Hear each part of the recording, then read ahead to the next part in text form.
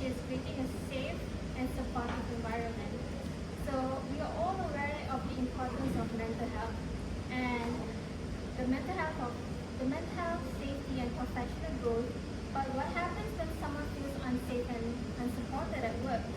Workplace harassment is a serious issue that can affect not just individuals but also the whole entire team.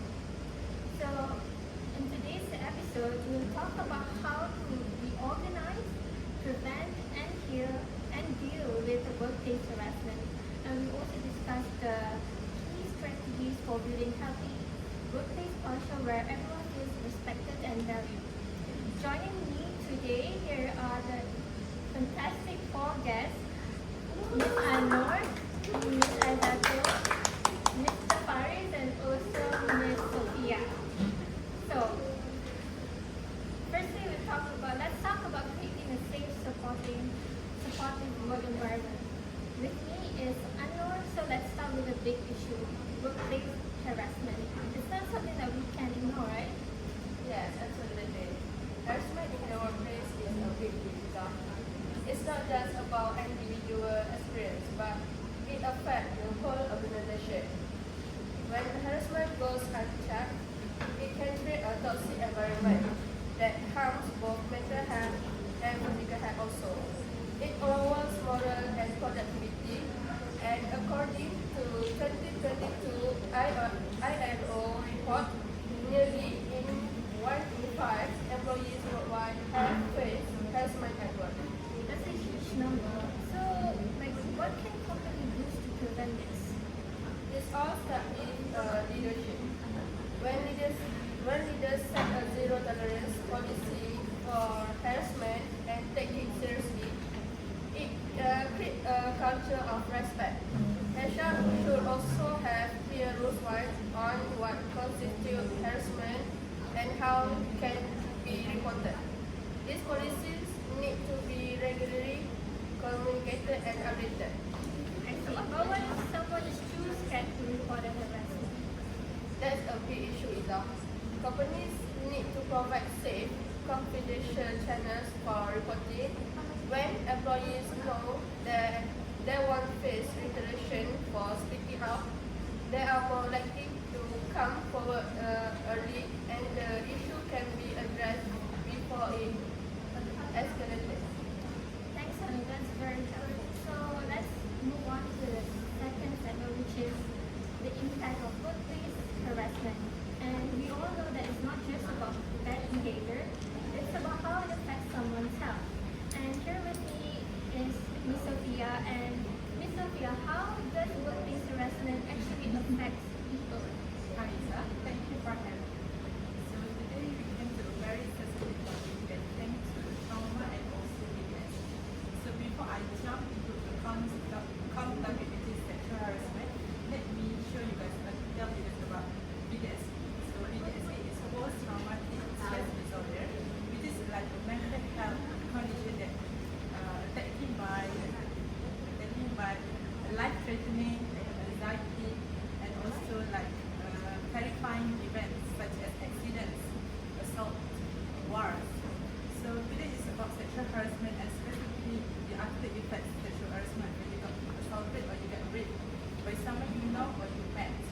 So back in this forum we talk about in the office, right? So the right thing to use here is colleague. So when you got assaulted by someone you know, or like a date rape, it's very, very common that you will doubt yourself after work and you try to minimize it. Like, oh, maybe did that happen? Did that happen? Or maybe I did consent to them, or maybe I did consent to them but I took it away. So it doesn't mean that I did consent. So there is so much complicated layers about what happened in the break afterwards. That you try to minimize it, you try to discount it. Like you really maybe in a relationship with someone who has assaulted you. Because we want to so badly think in our own head that it did not really happen, it could not be happened. So we kind of find ways to rationalize and kind of make it okay. So here's the deal: if you brought into your body, you think about what you wondering or what you don't think. So like did that really happen? When you brought into your body and you get it off your head, what does your body feel? Like what are the effects?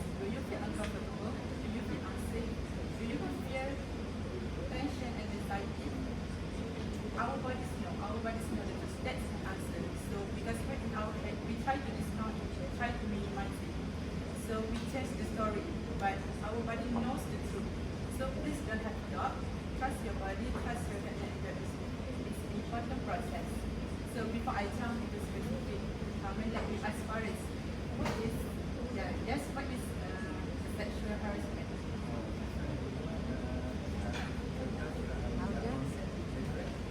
Yes, that's correct, Faris. So how sexual harassment affect health?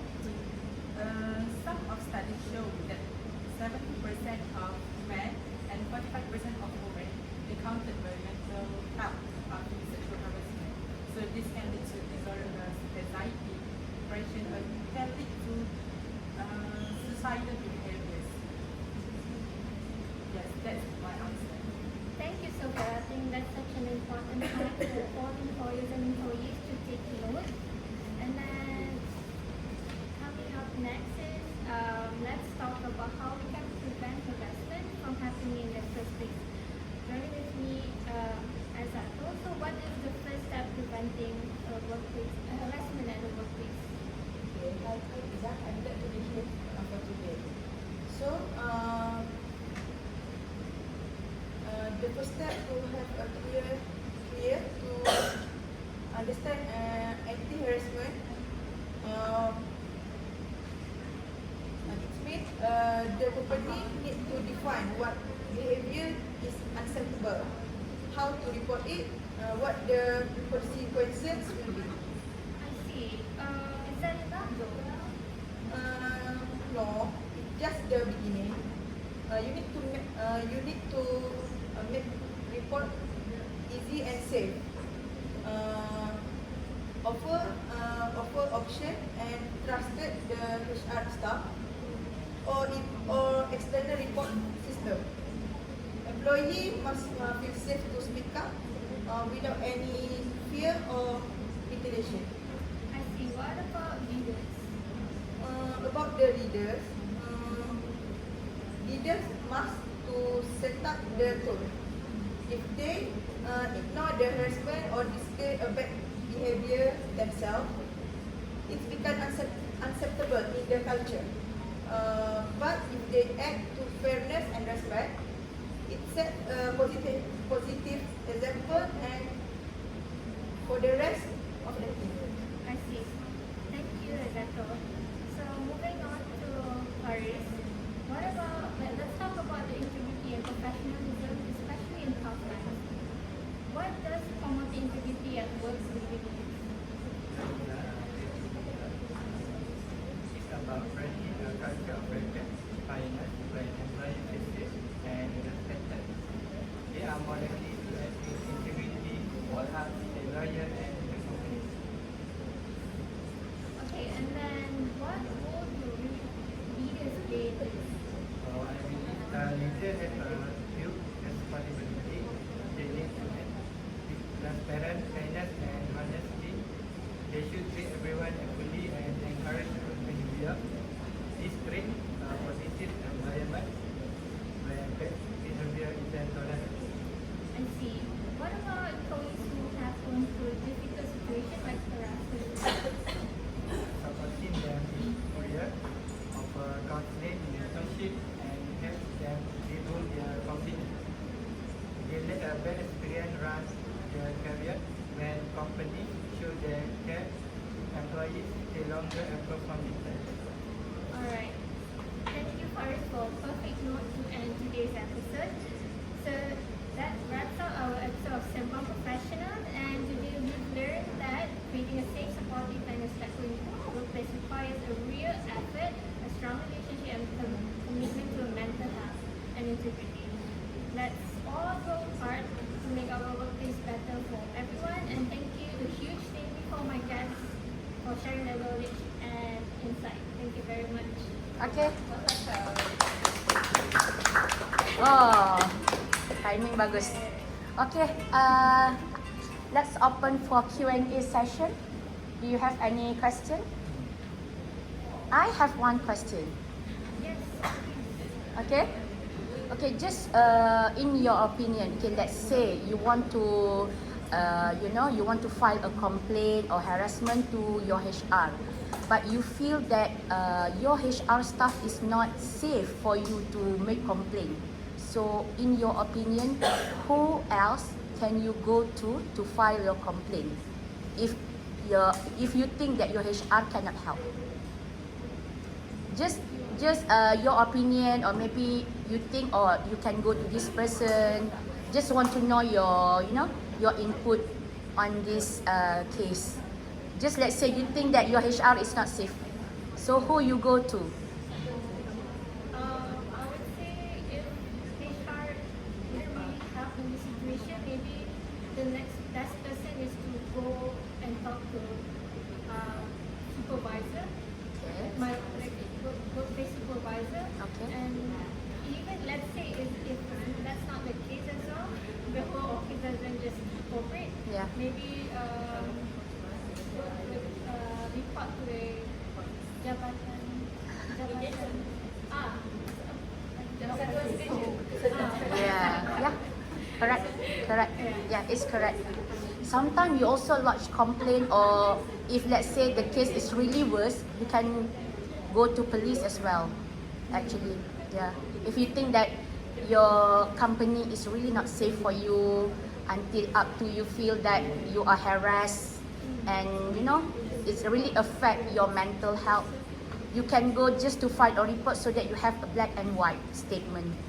Okay, but I think the next best person is actually our supervisor or our manager, our team leader.